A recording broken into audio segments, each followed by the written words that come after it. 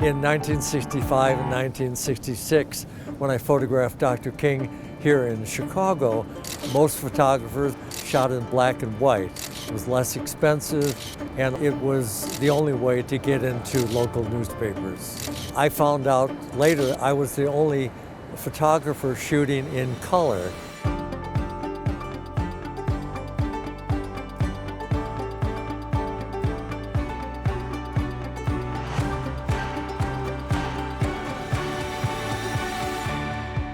The Commission on Human Relations used these photos for a number of years, thinking how can we celebrate Martin Luther King's birthday? By sharing them with the library system, different non-for-profits.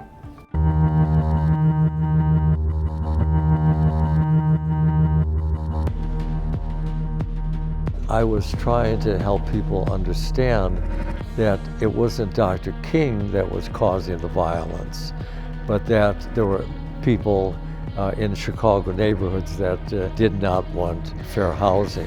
I grew up in Inglewood, just a couple miles away, and we drove through there all the time. So when I saw the photo, I was like, I know that place. Yeah, this is where they actually threw rocks at my mother's car.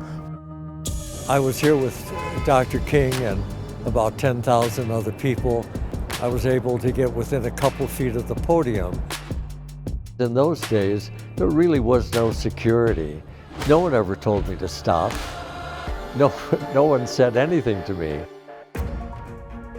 The colors he used, they're vivid. People can relate to them, particularly with young people who are shocked. This is Chicago? No, he was here. When I photographed Dr. King, I did not know what I was doing. I would bring one roll of color film to these historic events. To this day, I can't believe I could be so stupid. On the other hand, I was very careful. I made each shot count. This photo is one of my favorite photos of Dr. King and Coretta. It shows how anxious he is of what might lie ahead for him. At times, I was photographing Dr. King, and at other times, I was actually in the marches. I was spit upon repeatedly, and I said to this one guy, I wouldn't do that if I were you. And the older black man in front of me said, remember why you're here, brother. And from that point on, I never said another word. When I look back on the photos, I just wish that Dr. King was still with us. His message was one of hope, courage, compassion, mercy, and we don't see enough of that today. It's been 55 years since I first photographed Dr. King, and a day doesn't go by that I don't think about his mission.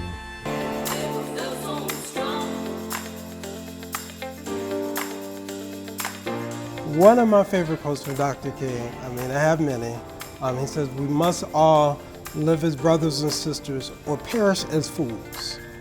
Love is the only force capable of transforming an enemy into a friend.